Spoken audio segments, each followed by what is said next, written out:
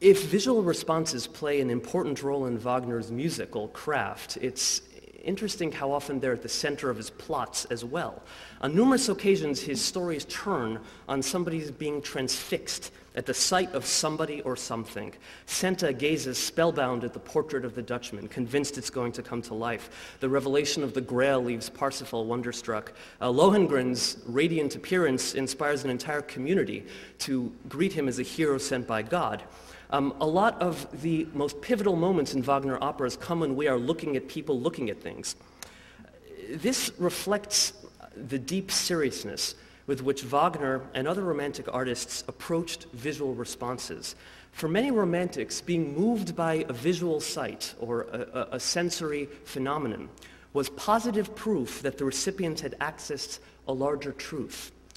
Just as the beauty of nature in Wordsworth's poem, The Prelude, is said to contain messages from unknown modes of being, just as Keats in the Ode to a Grecian Urn tells us that beauty is truth and truth beauty, just as in Coleridge's Rime of the Ancient Mariner, the mariner's visual experience of the beauty of the sea snakes begins his redemption.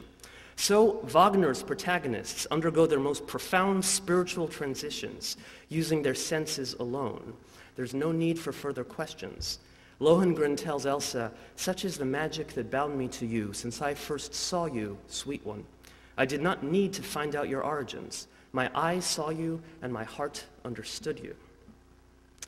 For the Romantics who prized emotion above all else, if something inspired enchantment or awe or inspiration, if something was an object of beauty, then it had to be important. It had to contain within it something of tremendous value.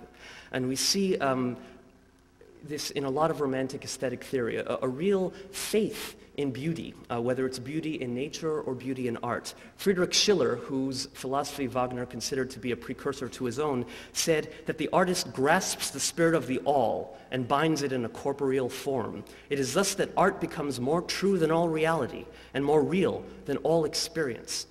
We often see ideas similar to this in Wagner's own writings.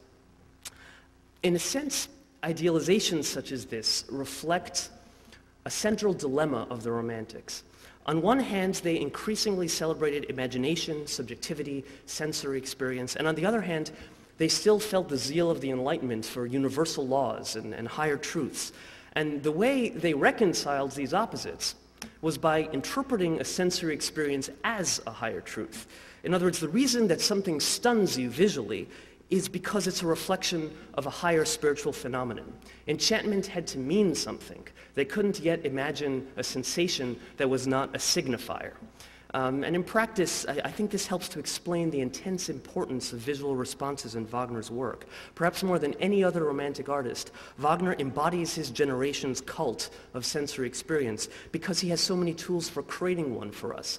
Wordsworth can write in his poem that taking a walk in the forest sends him messages from unknown modes of being. But if Wordsworth can write that, then the forest murmur seen in Siegfried is Wordsworth in 3D.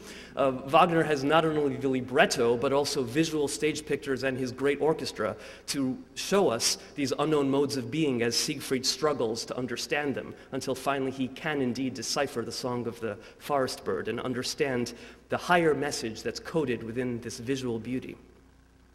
So Wagner deployed all of his resources to make sure that we shared his character's enchantment and visual responses. This again makes his approach very relevant to film and helped, I think, make his work very inspiring to filmmakers. If the importance that Wagner gives visual responses is emblematic of his origins and Romanticism, it's also very relevant to the visually driven media of the 20th and 21st centuries. It's interesting to note here that throughout his life, Wagner himself had very intense responses to visual objects. At least two of his operas, Rienzi and Die Meistersinger, his work on them was spurred by his being inspired by a painting. We know that he sometimes redecorated his living space when he began a new opera to surround himself with colors and with fabrics that reminded him of the music that he was about to write. So his creative process was sparked in a very special way by his interactions with the visual world around him.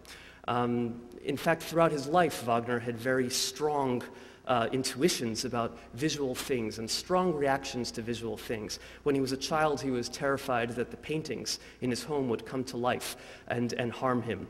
He was quite frightened of paintings, he was quite frightened of sculptures, and actually the sounds that he associated with these fears, the sound that he associated with the uncanny is the hollow fifths that Saul Lilienstein spoke about.